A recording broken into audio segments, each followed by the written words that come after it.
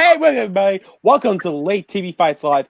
I'm not Jacob Hawkabus, but this is me, the Raptor Master, Jonathan Peck. I'm going to take over judging right here this time around, and I'm not doing it alone though. I got my these people right over here, right next to me, right over here though. Before I get to them, I want to introduce our two competitors right here. Is going to battle here tonight, right here though. In my bottom of my screen right here, we got Grant Gregory. How you doing, Grant?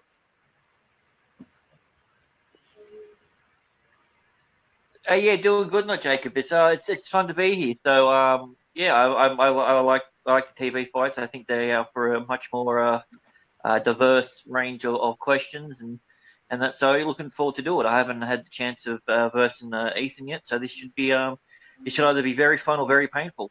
I'm good either way. Okay. And you just call me Jacob right here, Grant. Just got to tell you about that. No, I said not Jacob. I okay. Just want to make sure. Okay, good. Against Grant right here, we got I know this person around. He's been coming off a victory run here in late TV fights right here, and we got the electric Ethan Klein. How you doing, Ethan? Yeah, doing good. Good to be back.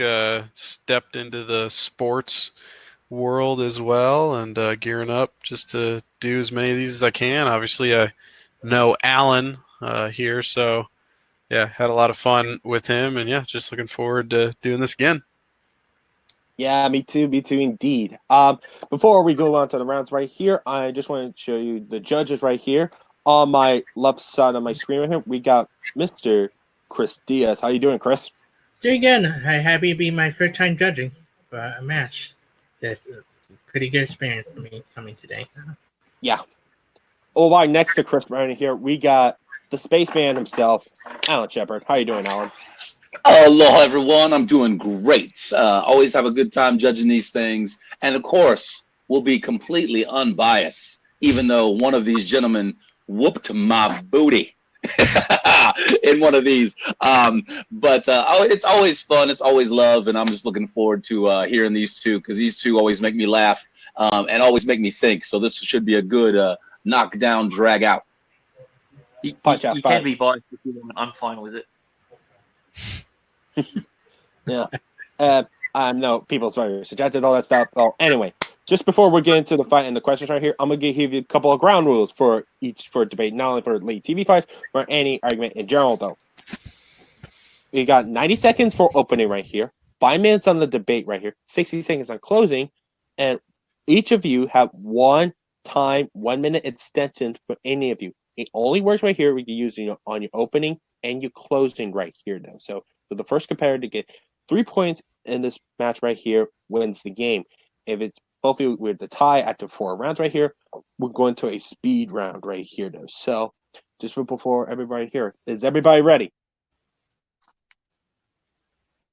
All right, everybody, thumbs up right here. All Sir. right, let's do this. We're going into round number one. Round number one of Friday Night Lights, which is Ethan's strength right here. And the question is this: what is the best moment in Friday Night Lights? So, since this is Ethan's strength right here, though, we're going to start off with Ethan with his selection.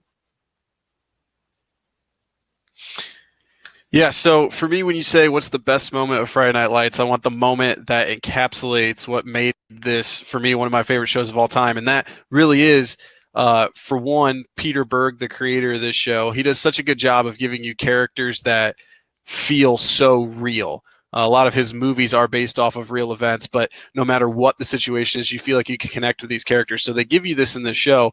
But the crazy thing about this show is that it's a high school football drama. So it should be kind of trashy teen drama, not that great acting. And I think maybe that's what they thought they had on their hands. But suddenly they realize we have these amazing actors that we can do so much with. And they specifically find that with Matt Saracen, QB2 when the show starts. He steps into that QB1 role, has a great first season starting, but we get into this such an emotional moment in season 2 that we'll get into with the argument. All right. Lion's Tower right here. Very good choice on Ethan's part right here. So I'm going to go with Grant with his selection. All right, my selection is a scene out of the very, very first season, the second episode. It's when the coach comes to the quarterback's house and he lets him, gives him essentially the right pep talk that he needs. My opponent basically said everything else that I can say about mine. When it comes to the characters, the heart of the show is the characters. It just happens to revolve around football. It's not a football show. It's a show about characters. And the moment when I describe it to you, you'll realize why it is the best moment, because it's the best character moment in a show about characters. And I'll concede the rest of my time. All right. And we got to recap what the competitors pick. Grant pick is from season 1, episode 2, when Coach talks to Matt on the field to expire him right here. We got Ethan's choice round here is from season 2, episode 14, the everybody leaves moment right here. Just a little quick reminder, people who are listening to this, what they're referring to. So, all right, 2 good choices on their part right here. 5 minutes will be up when one of you starts talking.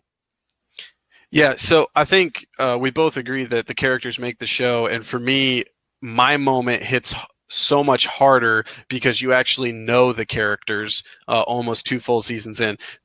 Episode 2, you don't even really know Matt at that point. You have no connection with Matt. Really, episode 1 is about Jason Street. It's about Tim Riggins. It's really not even about Coach yet. And in my moment, you know these people, you know their stories, you know their lives, and you can actually connect with why Matt is so upset because he thinks everybody in his life leaves him and he thinks that he has done something wrong in his life. You don't have that level of connection with him an hour into knowing him just in episode 2. That's how powerful the moment is, that you do within that moment. You know who Coach is, you know who he is. All it takes is a small moment. He takes him from his house. His grandma's obviously in awe with the Coach. He takes him there. He says 4 certain words to him. You should be proud. That's what it was. And he breaks him down really quickly and then builds him up. Your moment that you're saying the best moment in the series is a moment of despair.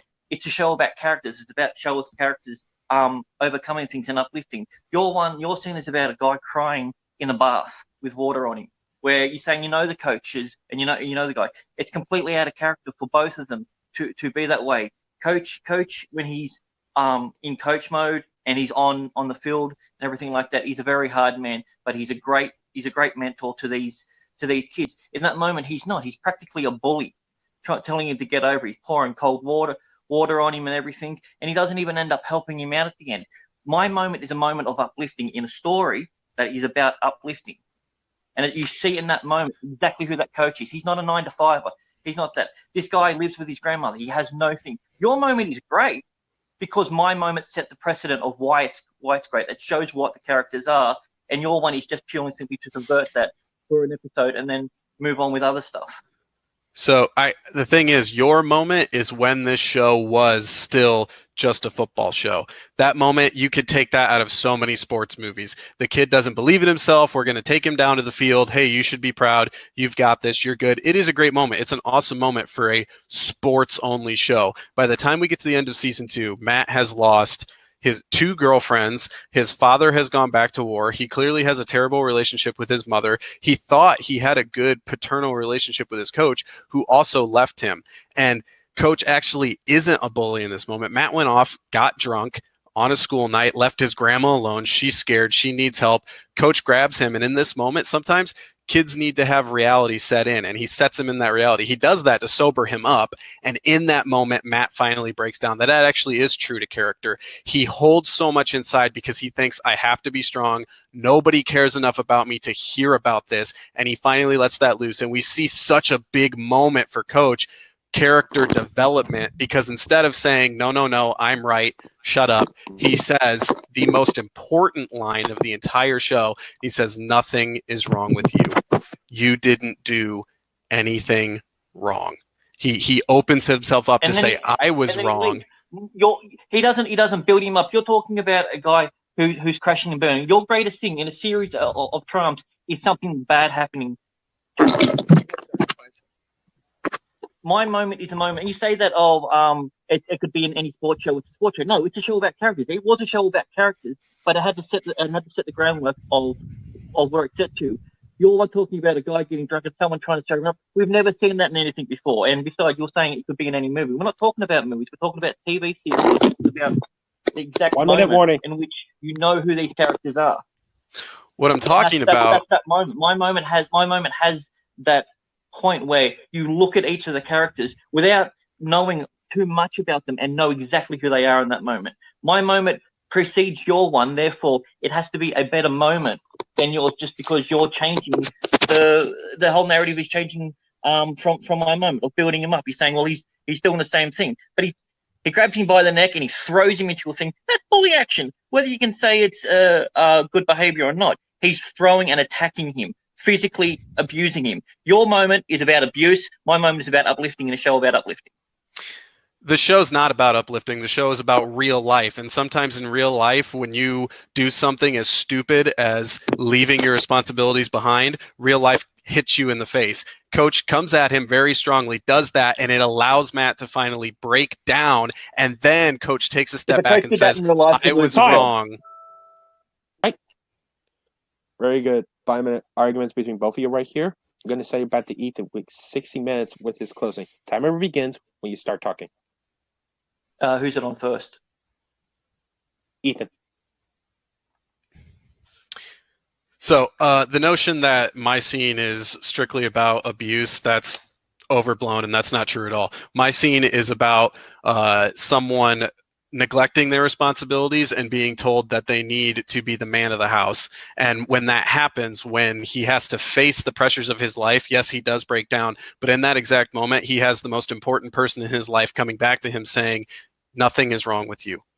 You have nothing wrong with you. You've made mistakes, but you are not a mistake. And that is so much more important in life than, hey, buddy, you can win this football game. And Coach knows that. The most important thing about this show is what happens off of the field. Your moment is directly correlated to, I want you to win a football game tomorrow night. My moment is, I want you to be a better man for the rest of your life. And that is why in a show about the characters, not just about winning football games, it is the greatest moment in the entire run of the show. All right. Very good closing on Ethan. Grant, we'll start with you. Timer begins when you start talking. You said your moment was about making him a better man, yet the first thing he says is, you've let your team down. You've let your team down. So his own words, by his own words, that's completely false with what you're saying. My moment builds up the character. My moment takes a kid who was uncertain of himself and builds him up into something, builds him up into a better man by giving him the confidence. He runs him through plays. He shows him what it is. He gets him to give him his voice. In that moment, you find out exactly who the coach is, because he's doing it on his own time. And it's not about winning. He said that you're going to be a man now. He even uses that word, you're a man now. In that, all he does in your sense is he breaks him down and then realizes he's done something shit and throws on, oh, you're not you did nothing wrong. He didn't say you're not a mistake. He never once said that in that entire scene. He threw him down there. He threw the water on him. It was a negative scene for it. My scene builds it up because it's about characters, and characters need to be built up, and that's what the whole show is. It's a triumph. Even the coach at the end gives up everything to go away because it's about triumph and happiness. All right. Good. Wow. Very good closing on Grant's point right here. Very good closing for both of you right here, though. Let's do with the second hard part of being the hosts. Figure out who should I get the point to. I'm gonna start out with Chris on this one. Chris, who do you think have a better argument right here, and who will get the point and why? Oh man, this was tough. Like, I like Friday Night Light a lot, and Ethan and Matt did a great job. I think in the end, Ethan pulled out a little bit stronger because I think Matt focused maybe a little bit too much on the abuse aspect and then focusing on the moment and the character in itself. It became an argument about realistic, and Ethan in the end, even though in the beginning I felt he started out weak with the opening without mentioning the moment, but I think Ethan pulled out and talked about the character, what happened after, what happened during the moment, what led up, and gave better example that made me believe it was the best moment of the show. So my point go to Ethan on this one. All right. Hmm. We got 1-0 Ethan. I'm going to go with Dr. Spaceman in the bottom right here. Who do you think who gets a point and why? Well, y'all just proved why y'all beat me, and some damn good arguers. Great arguments, both, honestly. And what was really cool is I've never seen an episode of this show, but you guys really clearly defined what these moments were. So it put me in that place. So I felt as if I had seen those moments. So very good job descriptively on those. This was hard because these are two pivotal moments in a show that's about, this kind of building up, tearing down, doing what's, sometimes doing what's hard instead of what's right, to get a character to where you want them to be. I mean, it's neck and neck, but I'm going to give the slight margin to Grant because he said that in a show, the moments, even though we haven't been with the characters as long, the moments should be just as pivotal if it's good filmmaking, if it's good television making, whatever it is. Because Ethan said they went together. You followed these characters on this journey, this whole show, and his big moment happened at the end. And Grant made a good point that we're here to see moments, and it shouldn't take much time for us to be involved with these characters and have those moments be strong. So I'm going to give Grant the slightest edge for that. Okay, 1-1 tie with me. So it's up to me. Okay, this is gonna be interesting. All right. For me, both of you pull out a great argument that why your choices it bring the pivotal moment of the show. But for me, I'm actually give my point to Ethan on this one. I have a little similar thing with Alan Sano though, but I had this different argument to Ethan because it really brings in like the more realism right over well, not sort of realism right here, but it brings us sort of like the realities off the field high school field right over here though. And it brings us sort of like people can relate to that right here.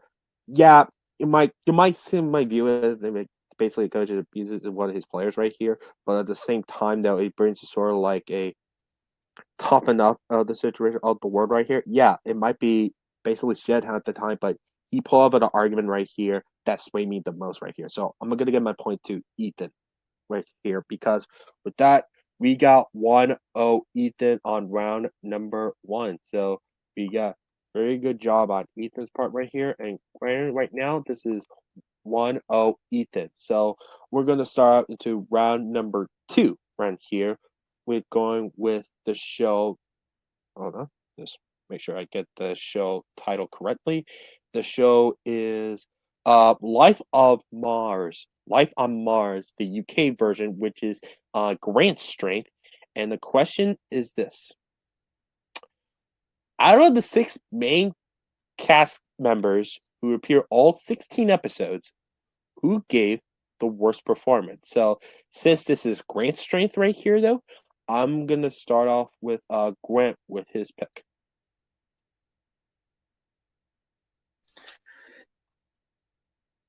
You have a show that's very pivotal when it comes to the mid 2000s in UK police dramas. It was people would assume a show about a police officer solving crimes would be a very formulaic one. But this one is different. Guy gets hit by a car, gets transported back to the 70s and everything. His whole world's turned upside down. He has a great cast of, technically it's only 5. There was the clerk in there, but she wasn't the main character.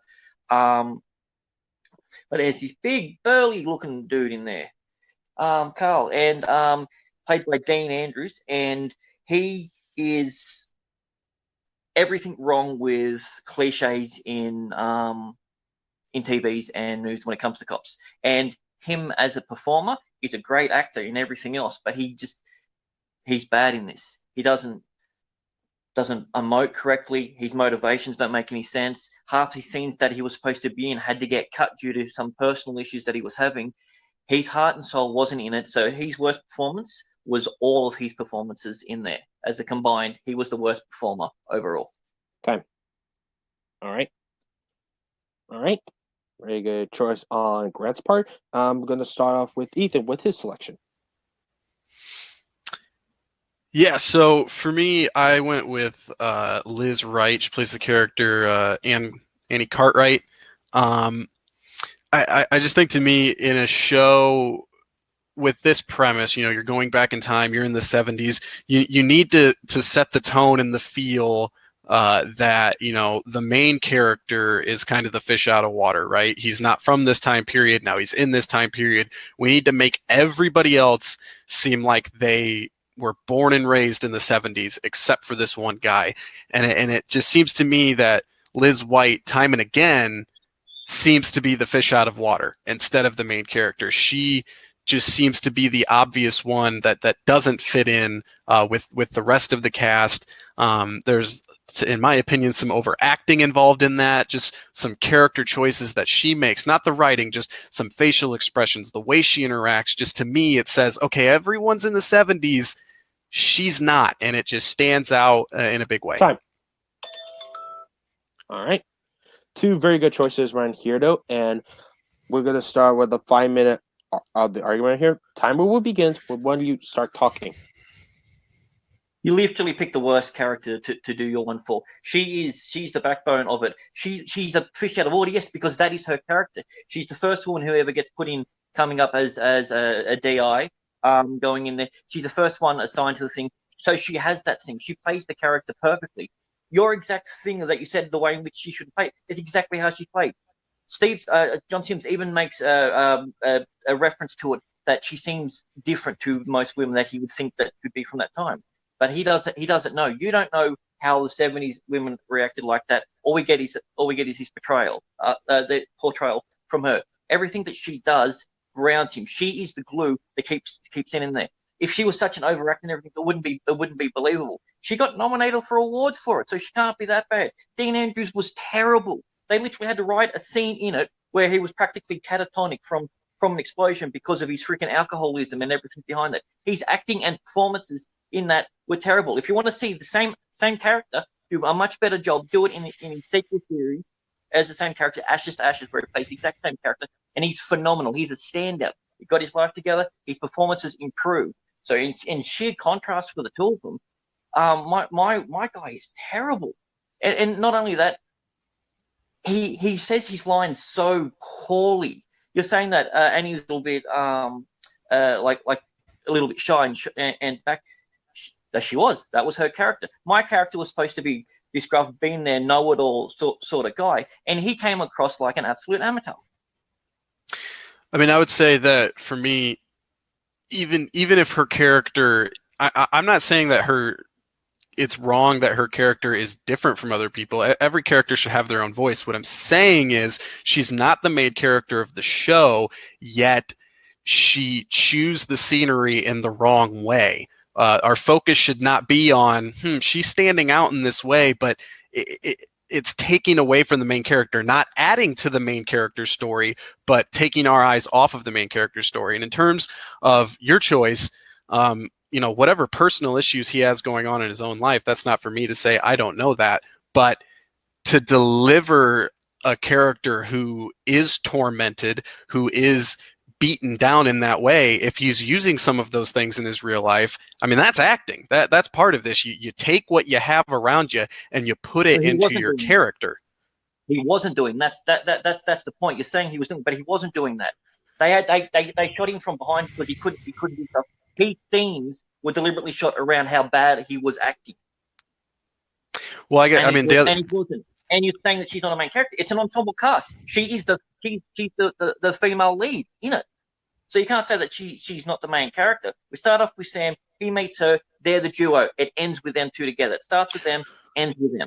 Well, she's not in the show if he doesn't get hit by the car and go back in time. So I would say it's his story that she then comes into. But the other thing with that, I mean, with what you're saying with Dean, that's a nothing burger. It's like saying, well, if Thanos didn't collect the rings and the Avengers movie and that didn't happen, so therefore my argument doesn't count. I would say that if complete Thanos didn't get the rings, then that movie wouldn't happen because we wouldn't have to worry about Thanos. But that's a different movie. Let's talk about Life on Mars. The thing with Dean in his thing, I mean, you're saying that they had to kind of move around him because he was such a bad actor. Sometimes if someone notices that, then if he's not on screen enough, you can't say he gave the worst performance. If they saw that this wasn't going to be good and they moved him off of camera, and he's not on as much as these other people, he doesn't have the same opportunity that she had to overact, to overdo the scenes the way in that she did. She was on camera so much that you can always remember she's doing that. She handled. She got nominated. So 1 minute warning. you're saying that you give no examples, and then you say, oh well, she's not good enough. But she gets nominated for awards. They get voted as one of the most dynamic couples. I don't see how you can say that that her acting and everything's bad. She grounds the show. She gives a female someone to cheer for. She gives a guy someone to look at. She's a very cute, sort of soft-spoken, meek sort of woman who grows as an actor during the show and as a character. Her performance is easily one of the best. I'm pretty much only second to like Gene and Sims. So like you keep saying that she's overacted and she's doing this. And I never said he was off camera. I said they moved the camera around him. They shot a lot of stuff from behind and everything like that because of the way in which he couldn't facially emote. He was a wreck. If they're I'm just saying, if they're shooting him from behind so that he's not really a part of the scene, then he doesn't have the opportunity to ruin the scene as you would suggest that he does. All right. Okay, very good so far. And I'm going to start off with Grant again right here. You got 90 seconds on your closing, right? Or, should I say, 60 seconds on your closing when you begin to start talking. Worst performance overall. Worst performance in any scene. You can hand pick. Everyone has a bad scene here and there. And he's one of those ones who rarely do. She put her heart and soul into this character. It was one of her favorite roles to play, and it's one that people love. I've literally never heard any of the arguments that my opponent is saying about her. She was a meek character, and that was how she was supposed to be portrayed, and she did it perfectly. My guy wasn't. He was supposed to be a good, strong, rough sort of character. He affected stuff. And I keep saying, oh, well, if he's not fully on camera, then he's not in the scene. That's absolute garbage. If he's on there and stuff has to get moved around, that's his performance. It's not just performance that we see strictly on the camera. He's not on his mark half the time. If you listen to the DVDs and that sort of stuff, it explains all of this. It's not whether he's performing on camera that we can see at a specific time. It's worst performance, and he has the worst performance in practically every scene that he's in because we've got the contrast of Asher to prove that he's a fantastic actor. All right. I'm going to start off with Ethan right here for his closing in 60 seconds. And will you begin when you start talking? 2 points you made. One, you said that she was nominated. I don't know who nominated her, but people have been getting nominated for years, and we've been able to go back and be like, that was bad. Crash won Best Picture. So nominations and awards doesn't necessarily mean you're over the top great. The second thing you said is that, she is the female lead. She's cute. She's great. Cute girls have been terrible actresses for generations. Sometimes they're cute. That's why they get the job in the first place. So that has nothing to do with her ability. She's on screen as much as the other main characters and therefore given the opportunity to perform well. In my opinion, from what I've seen, she does not do that. She overacts. She takes the scenery away from the main character who we should be focusing on. And instead of adding to his performance and building up his performance, she tears his performance down by making the camera pan towards her. And when the camera does do that, it is not a good performance she's giving. It's a negative performance that she gives. Time. All right, on the buzzer right here. So, very good arguments between both of you right here to why your characters, or what should I say, why the actors, given their characters bad performance when they're portraying them. So, I'm gonna start off with the spaceman on this one, and I want to give you your thoughts right here. And before I said that, I want to make one correction on Ethan though. This is not affinity rings; they are affinity stones for Thanos right here. I just want to get that part out of the way. I was quoting my opponent. So, all right. No more rings for anybody. Oh Sure. my God, you guys did not make this easy. At all.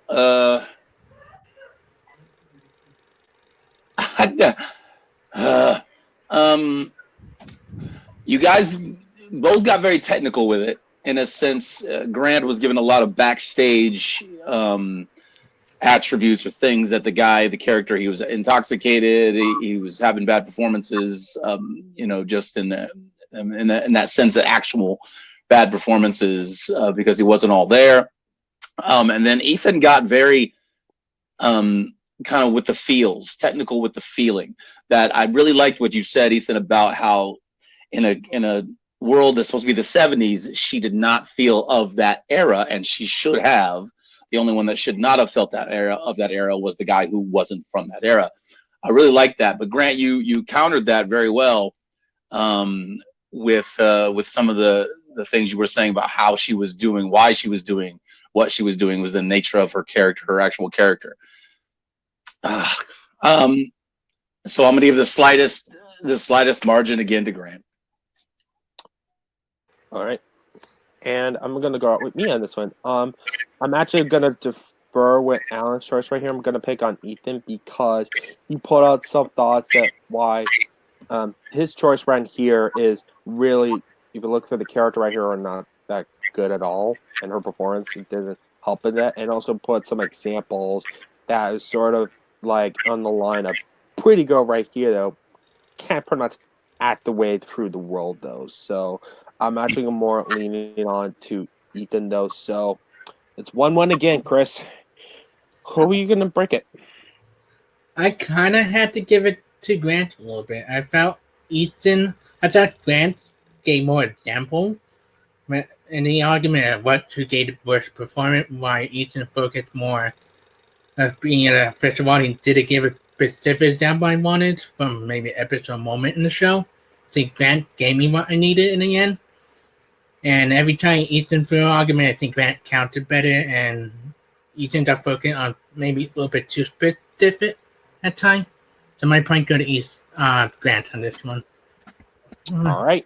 I guess the two judges overruled my decision right here. So sorry about that, Ethan. So is this tied? It's fine. I've never seen a single second of that show. When Grant sent me to that question, I was like, "Why is that No show idea. again right here?" And I was looking through clips. I was like, "Okay." So anyway, we got a tie game with 1-1 each right here, though. So it's gonna be closer than I thought. So we're going into question number 3, and question number 3 is this: what TV show has the best opening theme? So with that, Can I get clarification? Did you say scene or theme? theme, opening theme song. All right. Let me recap again. This is round 3. What TV show has the best opening theme song? So with that, I'm gonna start out with Ethan with his selection.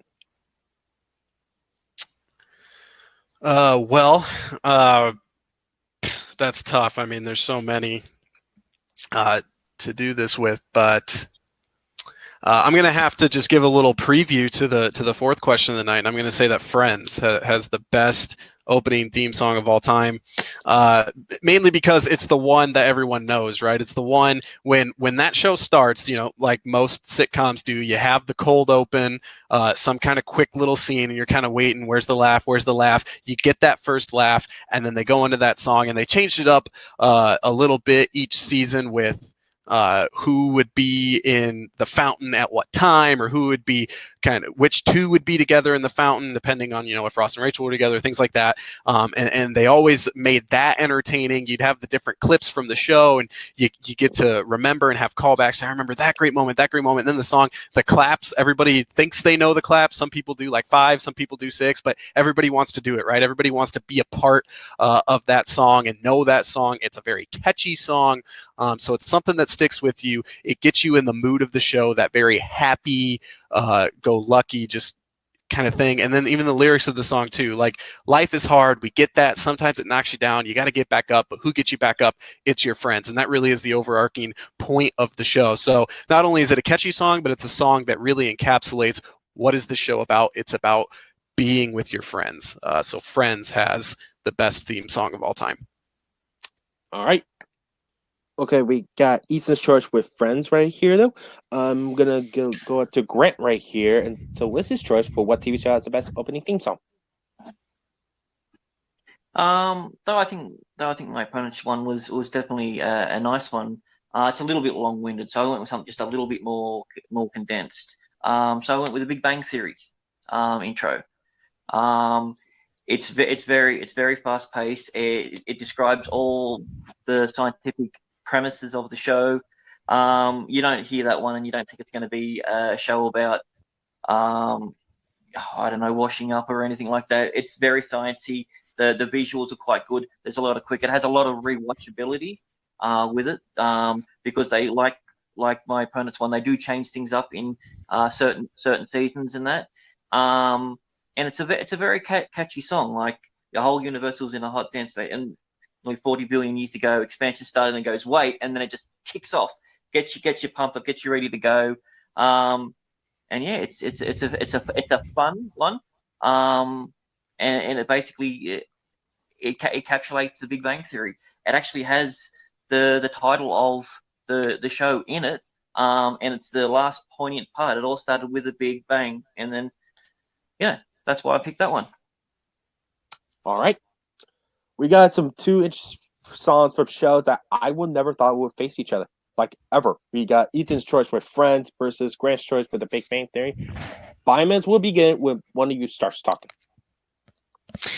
Yeah, so I'd say, I mean, just for me, Friends did it first. I mean, between these two shows, and obviously sitcoms for generations have had these iconic songs for sure, but the way that Friends did it, that very just kind of more happy, upbeat, we want to give some people something to remember, something to sing along to, they really went forward with that. And when you get around to Big Bang Theory, to me, the song, in my opinion, kind of like the show, is a cheap trick that was fun when it started, and then we just kind of got over it as it went on. It's kind of more, I think the pull of that is, can I learn every single word and do it as fast as they do it? And you either learn it and then you're bored because you learn it, or you get through it and you're like, this really isn't worth my time. That's what I feel like that song doesn't have that attachment. Same thing applies to your one, except yours is now yours is now longer and much slower. So it's a much easier one, so people will be able to hear it a lot easier and do it a lot quicker. There's more visuals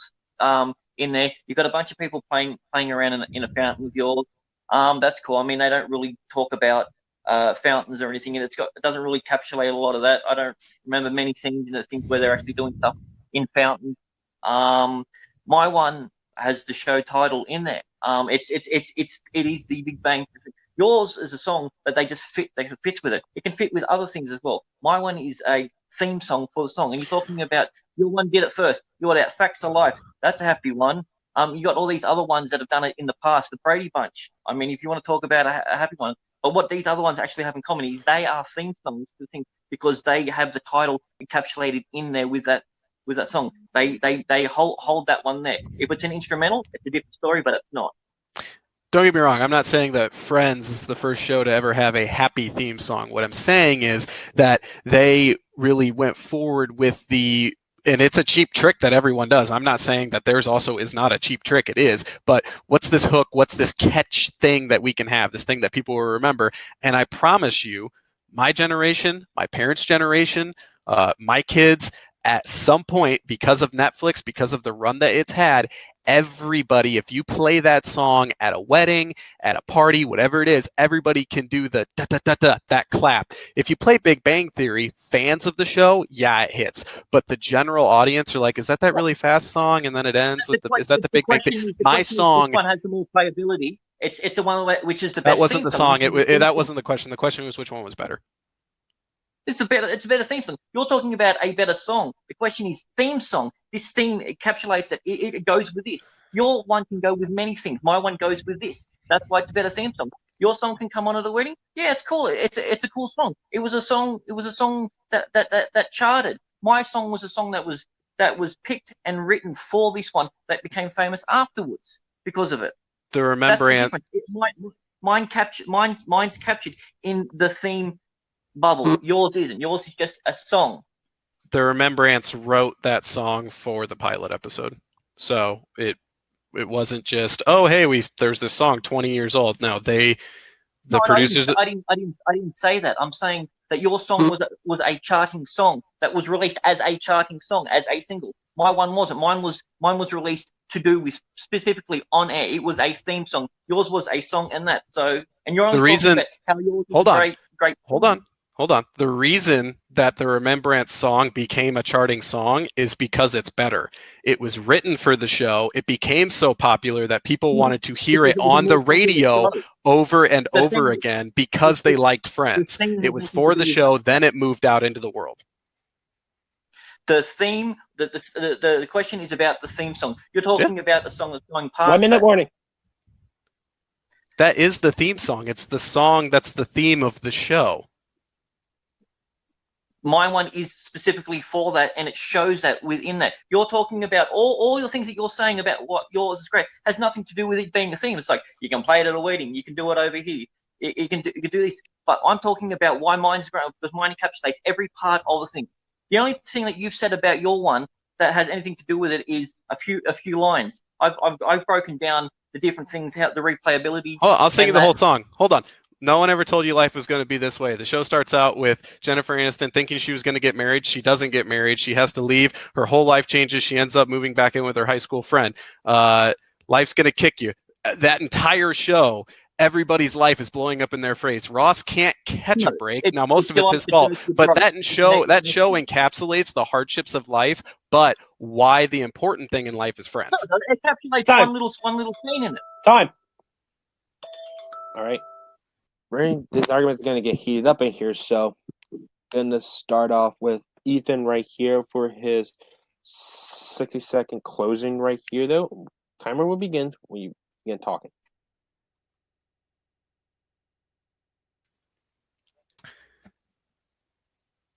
You guys got me? Can everybody hear me? Yeah, okay. We can hear you. Okay. So the question was, what's the best song? 20-second, really fast speed through saying a lot of scientific things is a great little blip. It's not a great theme song. A great theme song is an entire song that is written for a show to encapsulate the feeling that the show wants the audience to feel. Every time that song by the Remembrance plays, whether it be at weddings, parties, on the radio, because it was so popular and the show came out, everybody thinks of Friends. They don't think, oh, that's that song. Is it from a show? No, they think that's the Friends theme song. I know the clap. I know the words. I know that song reminds me of everything that they went through in that show. It wasn't some cheap little, hey, let's try to learn really fast words and then just say Big Bang at the end because we don't know the words. No, it's a song that is written with layers and lyrics about life and, most importantly, about the friends that you have in life. And it made everybody feel what the producers wanted them to feel with a song. Time. All right. Go close on Ethan right here. Brent, we'll start with you. Same thing right here. 60 seconds will begin when you start talking. The only reason why you're saying it's a better song is because it was on a show that was more popular. It was a show that had syndication. You mentioned Netflix. You didn't once describe how it makes the show better or anything like that. I'd even said it's not a bunch of fast words and then they say Big Bang. I explained why in detail each different thing that shows about science. It's telling you it's about science. Like you said, yours was about one thing. I was showing mine's about science. You're saying, oh, it's a whole song. Name another theme song that has to go all the way through. Brady Bunch wasn't a full 2.5 minute song. Facts of Life, all these other ones weren't. That was a much longer song. A theme song is a quick little thing that gets people in the mood for the show. People hear that song and they automatically think the Big Bang Theory. 100%. No, they're never going to mistake it for anything because it's not going to get played at weddings. It's not going to get like that. Someone's not going to go, well, that's a song that me and my friends do. They hear that, they think it's a song because it's the best opening theme, because it is an actual proper opening theme, not a song. It's an opening theme. Time. All right. Very good closings for both of you right here, though. I'm going to start with me on this one because both of you put some great examples of your theme song gets the feeling what the show is about, though. And I felt like really good job at both of you explaining it to here. But for me, the person for me gets more detailed and more reasons behind it is Ethan, because he put out some examples right here. Then the lyrics themselves had layers and understanding of not only about the song but the characters of it, though. So he put out some great examples right here, though. So I'm gonna give my point to Ethan. Gonna start with the spaceman on this one. Who gets a point and why? All right, first of all, both y'all wrong. The Jeffersons was the greatest theme song ever. Because we moving on up to the east side. No, these again, good arguments. You guys make very good arguments, detailed arguments about each theme. But with this one, I'm gonna have to go with Ethan. He just gave a tiny little bit more detail in depth about the song and how it is more well known. I, for one, hate Friends with a passion, but it's my wife's favorite show, so I'll forever hear those goddamn claps the rest of my life, thanks to my wife. But he's right; they will always be remembered. So I'm going to go with Ethan. All right. With that, we got 2-1 Ethan. So, Chris, your point wouldn't have mattered. What point you could have? Yeah, I think in the end, Ethan pull out the argument when he pull out example. I think the argument back and forth became too logistic with the question itself, but I think Ethan managed to answer what the best theme song. Not my favorite, I would pull the Family or Full House theme song over there. He pulled out the better argument in the end with this specific and how it relates to the show itself. What is catchy and what speaks to the show title. All right. Very good right here. We got 2-1 Ethan. I just want to say this real quick before we move on. One thing I should have brought that up was woke up this morning by the Browns right here. It brings a little jammed right over here. I just want to put that out there right here. So with that, we got 2-1 Ethan right here. We got a situation here for Grant right here. If you don't get this point by round number 4, Ethan will be the winner, though. So this is going to be very crucial for Grant right here. And we're going to question number 4. And question number 4 is this. Which of the 6 in Friends would make the best friend? So Ethan alluded earlier is going to be on the sort of related to Friends. So is this. So I'm going to start out with Grant on this one. And the question, and which character from Friends did you select? I selected everyone's least favorite person I think is the best friend, but I know for a fact that he isn't. Chandler Bing. The guy's snarky. He said he would be your best friend. I mean, Chandler Bing. He's the funny guy. He doesn't have a lot of friends, and that's the key important thing. He doesn't have a lot of friends, but the friends that he has, he's very loyal to. My character has a huge, in-depth relationship with another character who might or might not be mentioned, and I'll go into a little bit further with that when it comes time. So that's what I got. All right, he's going to seize his time with his choice of Chandler Bing right here. I'm going to go with Ethan with his selection. So I went with Joey Tribbiani. Why did I go with Joey Tribbiani? Well, the thing with Joey that you see time and again in this show is that he really does have the biggest heart, which means that if you are friends with him, you're going to get every part of that. Is he the smartest one in the show? Absolutely not. He's at times a buffoon. But if you're going to judge your friends and say, well, you're not as smart as me, I don't want to be your friend, then that's an issue that you got to work out for yourself. What you need in a friend is someone that's always going to have your back and someone that's going to give you everything that they have. And what we see time and again in this show, when Joey doesn't have a lot of money, he gives what he does have, right? He gives his time, he gives his heart, and he is a good friend. When he makes it, right? When he hits it big and he gets that soap opera, he starts buying stuff for everybody. And I'm not saying that your friend has to buy you things. That's not the point. The point is Joey now says, I have something. That means we have something, because I want my friends to feel my success. I want my friends to be a part of this, because if you guys have been there for me, I'm going to now be there for you. And that's the most important thing as a friend. Chandler's funny. He is. But sometimes if your friend says some of the things that Chandler says, you want to punch him in the face, because sometimes you just don't need the snarky comment. What you need is a guy that has your back, a guy that's going to be there for you through thick and thin. Even if being there for you isn't the smartest thing in the world, you want that friend by your side. And that is what Joey Tribbiani does time and again in Friends. All right. Very good choice of characters right here with Joey Tribbiani versus Chandler Bing right here. 5 minutes will begin when you begin talking.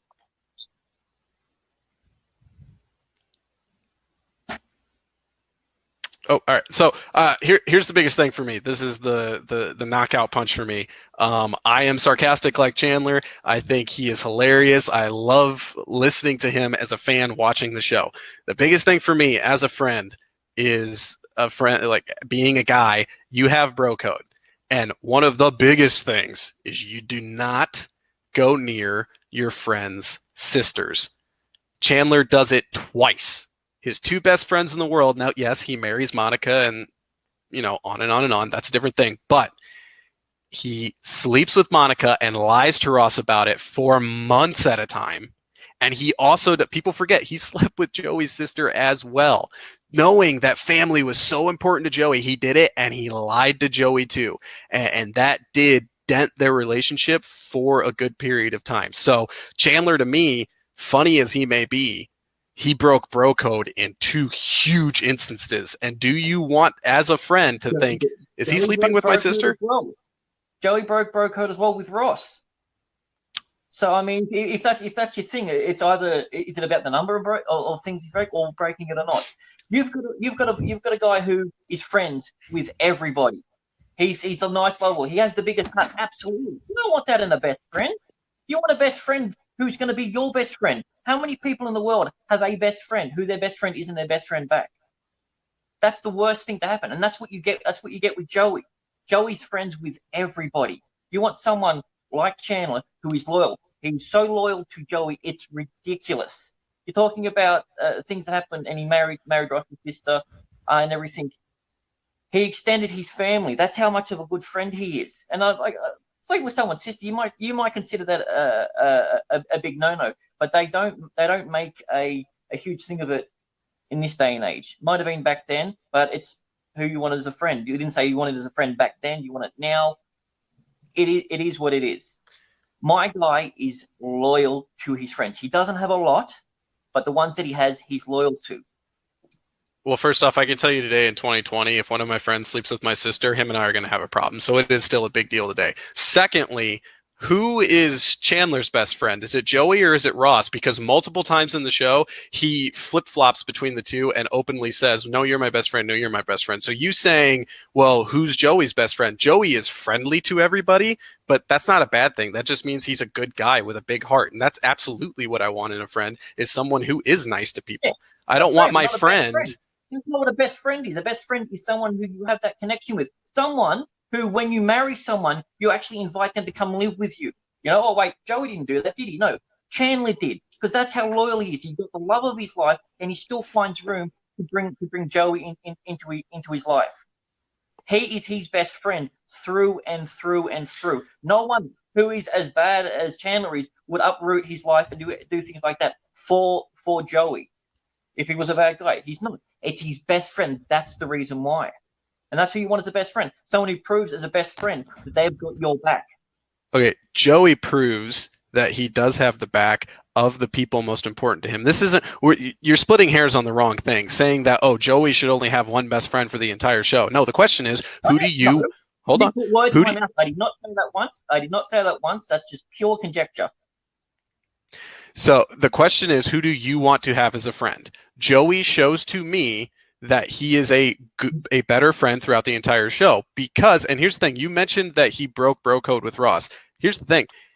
What he did, Ross said time and again, I'm over her, I'm over Rachel, you do your thing. If you feel it, you feel it. He had that conversation. He came to Ross and said, I'm feeling this. I feel guilty about feeling this in the first place. What do I do? Whereas Chandler lied to both of them about what he was going through. And as a friend, no matter what, bar none, my number one thing, even if we're going to have an issue, do not lie to me. Joey never lies to anybody. Maybe to a fault. He's a little too honest, but he never lies to anybody. He's always open and honest. You stated he buys things for everyone. He does things for everyone else. He's not your best friend. He's the world's friend. And it's not who would make your best friend. It clearly says down the bottom who would make the best friend. Chandler would make the best friend because, yes, he's made mistakes. Everyone's made mistakes.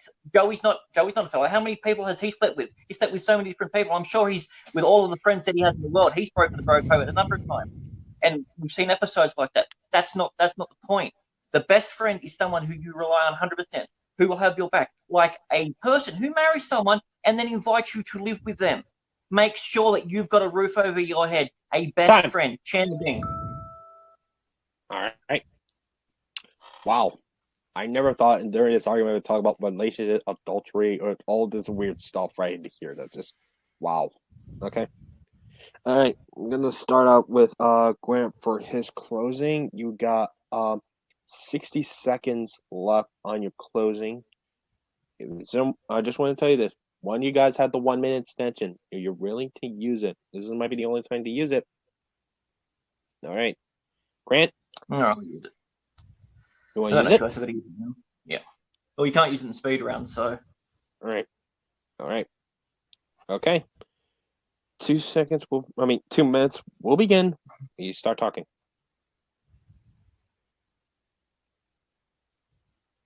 You go through life and you make mistakes and people make mistakes. This happens.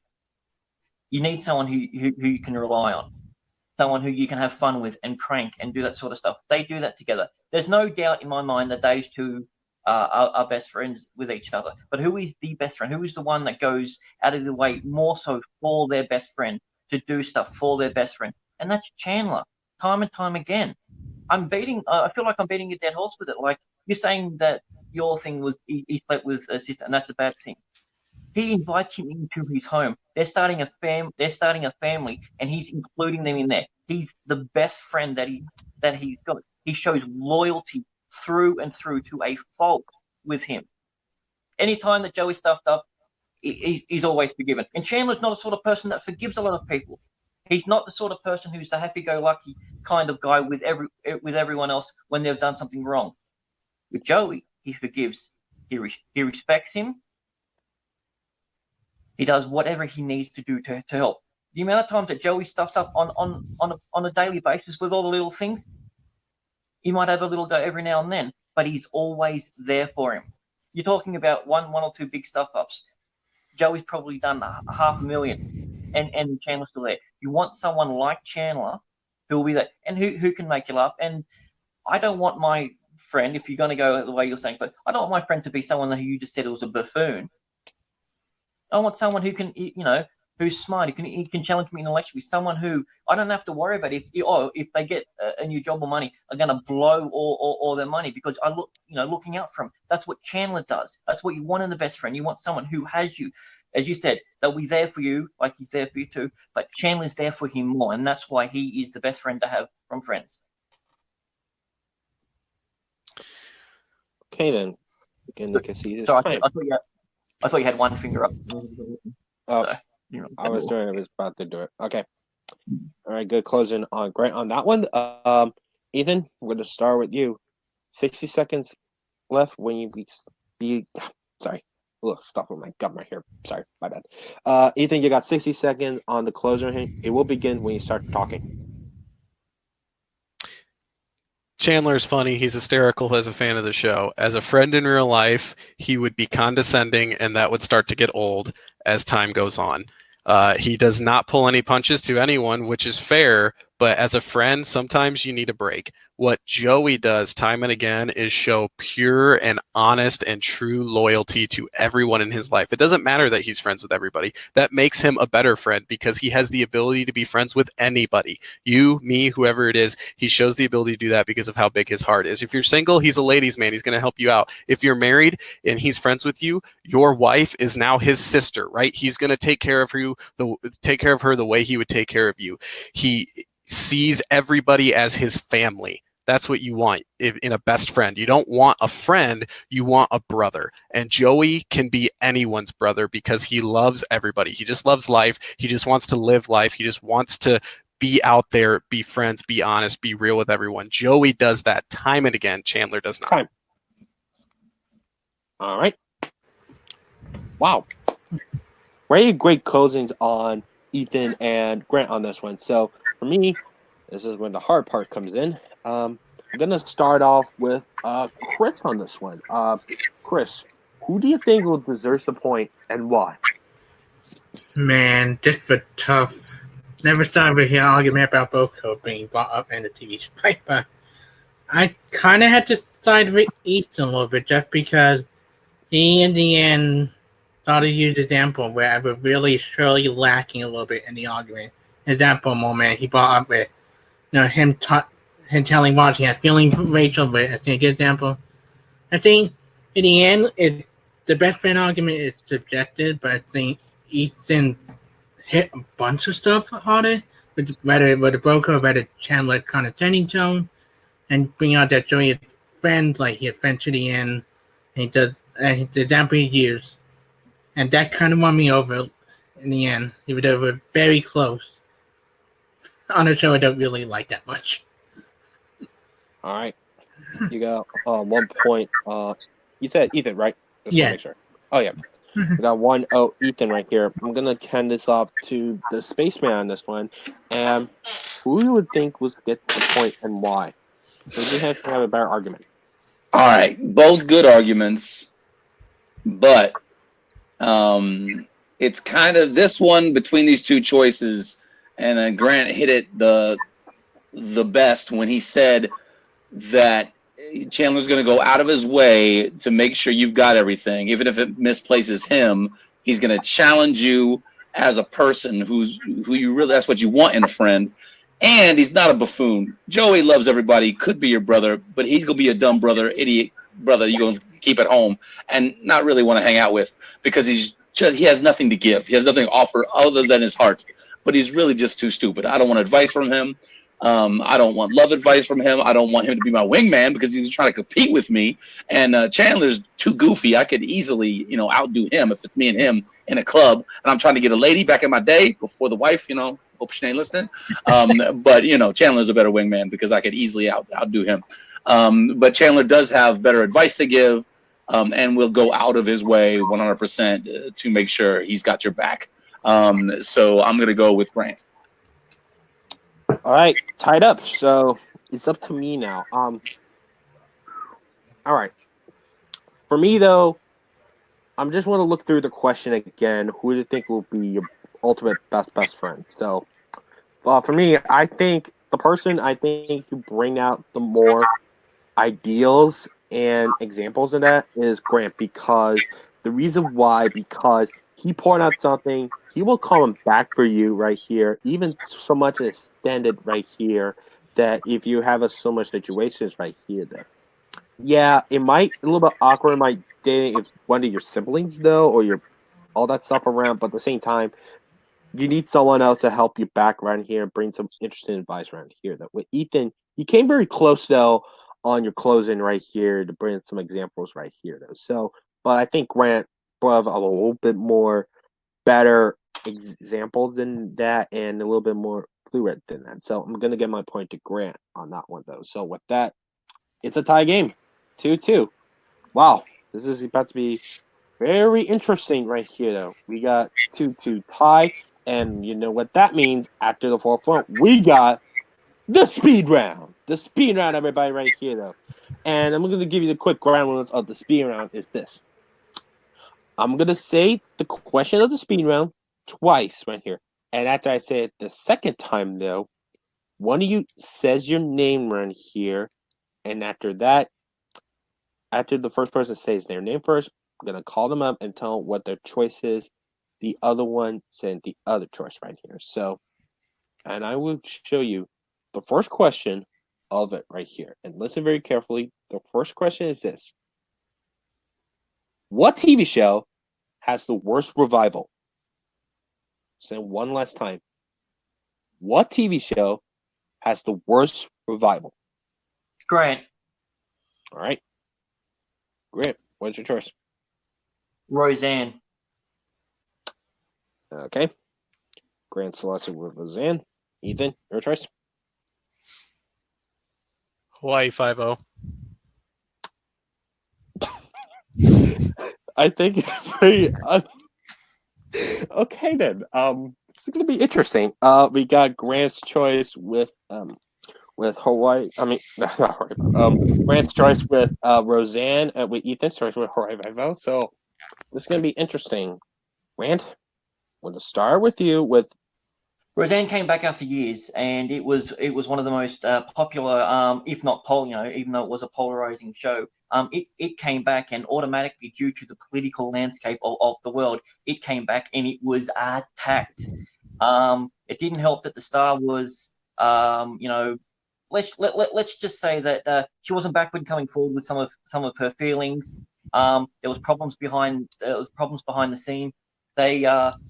It was so bad that they had to kill the main character off screen really quickly, and then even try and do another revival up on top of that. It started off with all these characters, a huge loving family and everything. It retconned something in the end of last season that didn't make any sense whatsoever.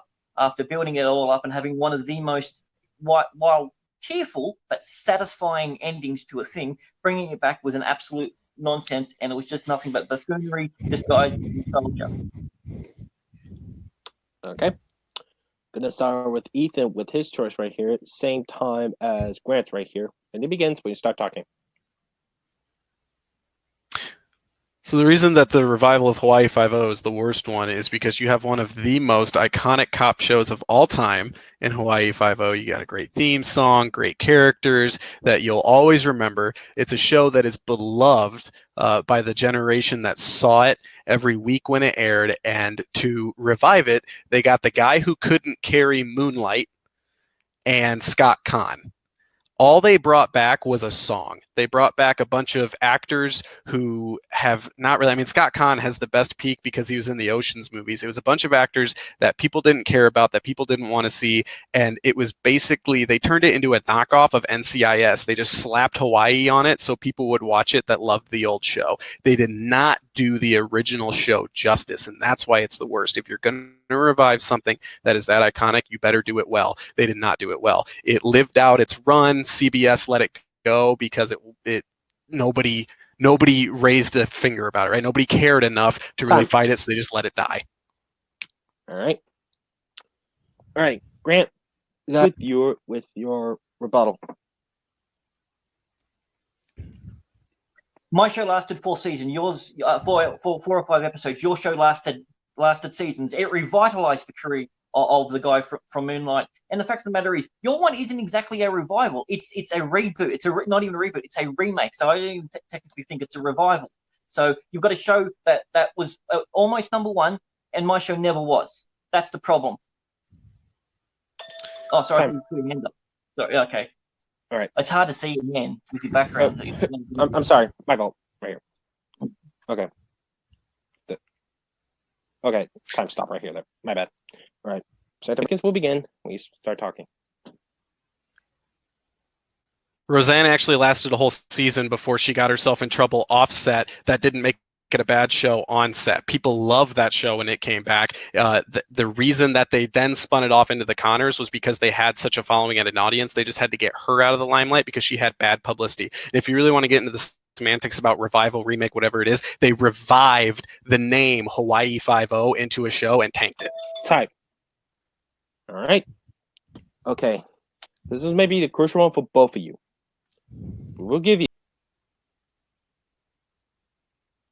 Your one lasted for multiple seasons. Doesn't matter how good a show is. A main character can go, and the show can still go on. My show couldn't go on afterwards. That's why it's the worst. Your one went on thing, and it won awards. 10 seconds, nuts. Yeah, I know. Sometimes we're getting very spaggy. All right. Ethan, say to me talking. Use that time wisely.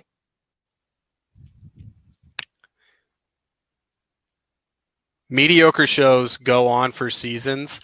This show was mediocre and tanked the name of one of the most iconic shows of all time. Roseanne kept going in the form of the Conners, even with how bad she was in real life. All right. Whew. I'm ready up in here for this speed runs right here. Though, just wow. I try to stay right here. It just wow. All right. I'm actually gonna start out with this one right here. Don't worry. Alan, don't worry. We'll get to you for a second. All right. Pretty much both of you put up a very good closing arguments that bring out interest in your show around here, though. But for me, the one thing that really swayed me as a whole is I'm gonna go with Ethan on this one because he put some examples right here why kind of a disservice to the Hawaii Five-O name right here. It just didn't bring some kind of like this other cop procedural shows, but the same right here with Grant right here. I was hearing from more what happened off the field. I mean, behind the scenes stuff. Except maybe the show itself, though. Why it was the worst revival, though. So I actually give my point to Ethan on this one. So I'm just gonna go out with the spaceman on this one. So what is your thoughts on this, and who deserves the point? All right.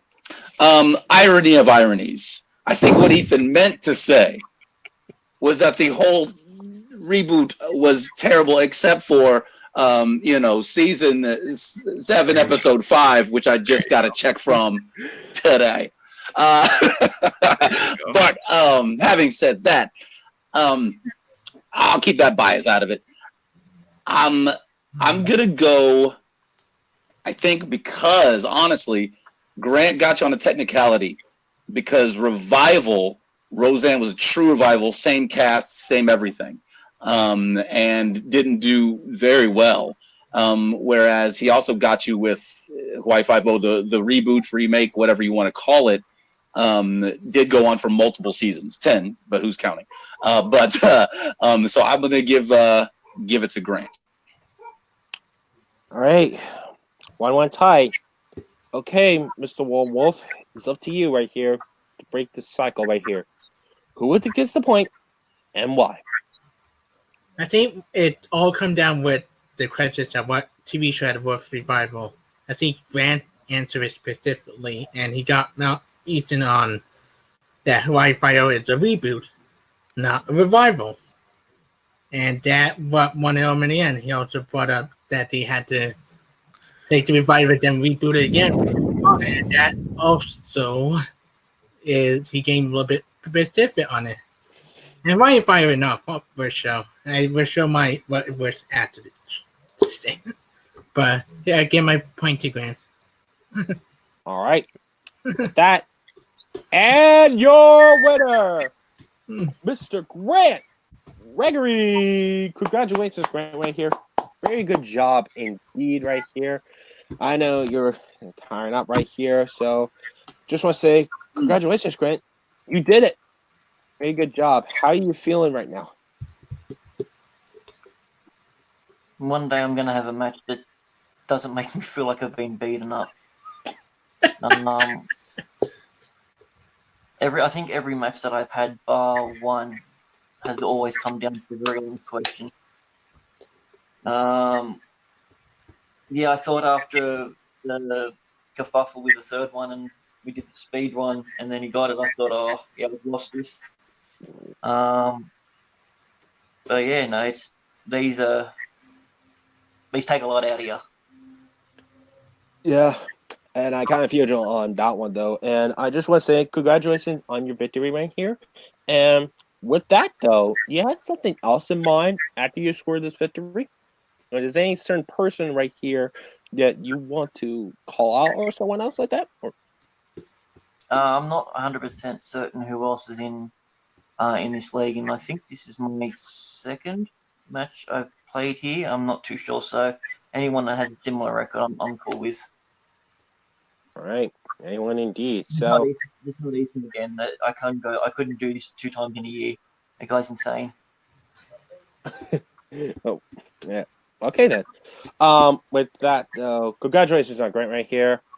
We're gonna talk to unfortunate loser for today, Mr. Ethan Klein right here. Ethan, you pulled off a very great battle. It came very close though, right here though, and I just want to tell you how I'm feeling right now, and how you been?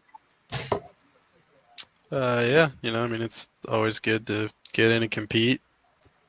Sucks losing on a technicality, but it is what it is. Okay. With that though, same thing with you. We got 1-1 record. Is any person around the late TV fights league that do you really want to call a challenge with, or is someone else right here that you want to call out? No, I'll play anybody. Okay. It's interesting indeed. And wait a minute. All right, I got a message for someone. Is Mr. Been waiting right here. We got Papa Westman here out of nowhere. How you been doing? I'm tired. We're in the middle of moving, and so I'm just taking a quick break. And I'm like, hey, I'm going to see how this match is going. And I showed up at the perfect time because I came in the right at the beginning of y'all judging that speedrun question. So I'm not going to lie and say you both did a good job because, quite frankly, I have no idea how either of you did. But the fact I have played against Grant, and of course I've seen both of y'all compete. The fact that this went to a speedrun, I cannot wait to watch this. Yeah, indeed. And with that, though, I'm gonna talking right here, and I'm saying for you. I'm a little tired myself, though, and I just want to say congratulations to our winner, Grant, right here, and congratulations to my fellow judges right over here, to Chris, to the spaceman in the bottom right here, to our competitors, Grant and Ethan right here, and for me, the Master Master yourself, get a like and subscribe to TMG Entertainment right here. Leave a comment down below right here. Just want to say good night, farewell, and have a pleasant tomorrow.